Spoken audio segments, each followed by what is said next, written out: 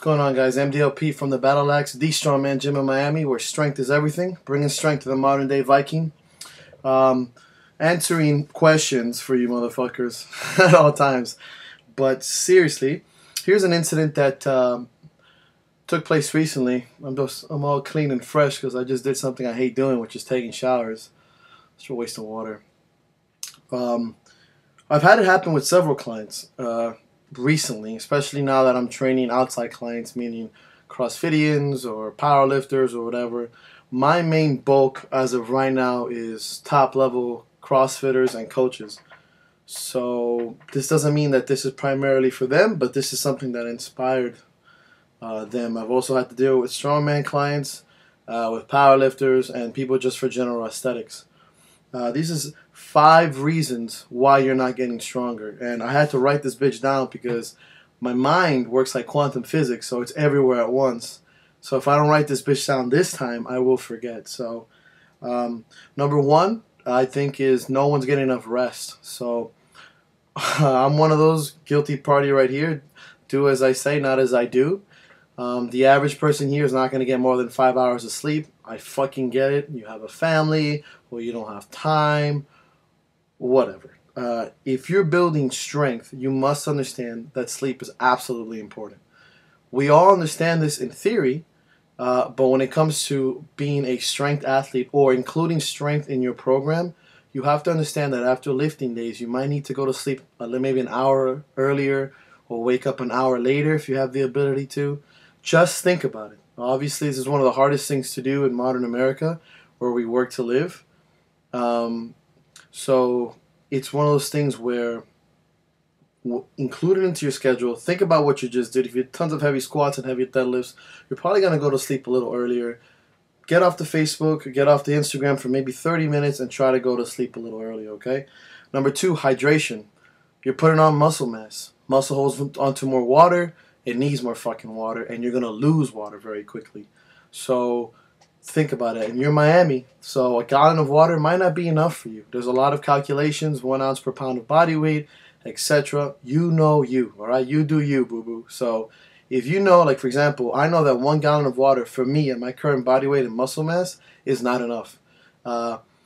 My beard starts to get dry, start to get dry skin. My joints hurt more in the morning. My pee is fucking really yellow. It's not the multivitamin. I'm like, holy shit, I'm dehydrated. And by the time you see that, you're already dehydrated. So it's hard to come back from that. It's hard to lift heavy. It's going to let you get injured. So keep that on point. Keep that in mind. It's not just doing push-ups and shit. You really have to fucking hydrate. Number 3, eat. Fucking eat. Doesn't mean eat shit. Eat right and eat a lot. Eat correct foods. Get your proteins in. If you think you're eating a lot, you know you're not. You know it. Fucking Jay, who is a mutant. He says it all the time on YouTube. He's a fucking bodybuilder. If you think you're eating a lot, if you think you're doing enough, you're not.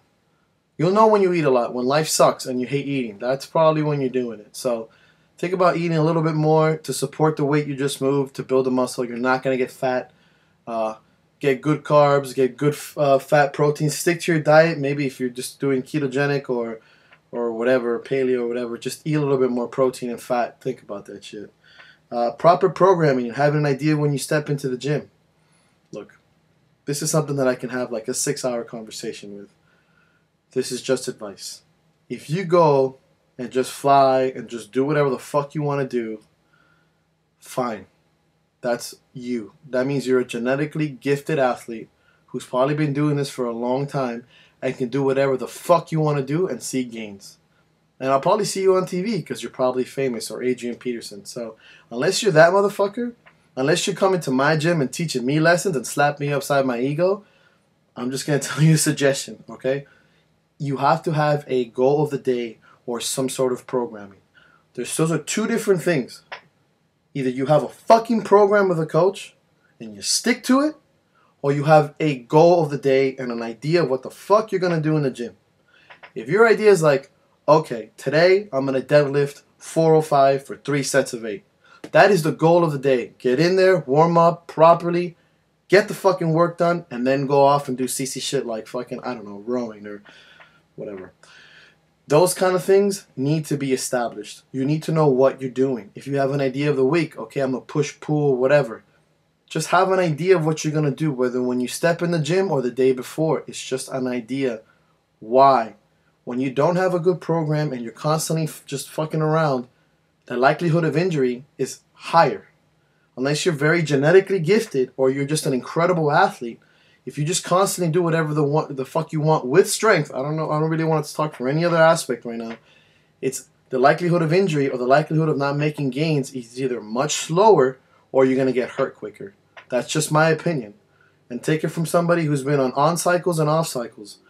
When you're just in there and you're fucking getting all jacked and you think you're badass and you're just fucking just bench pressing whatever, and you're like, oh, I'm just going to go 385, fuck it. Bicep tear in the making, shoulder tear, pec tear. Because you don't have a particular goal.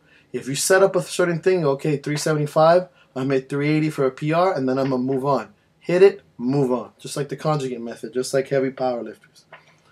Sorry, I get on a little bit of a rant, but just have an idea. Set yourself up for victory. Don't just fucking eat shit. Last one, you're doing too much. So, think about that for those of you who are always doing too much, which is 90% of my clientele.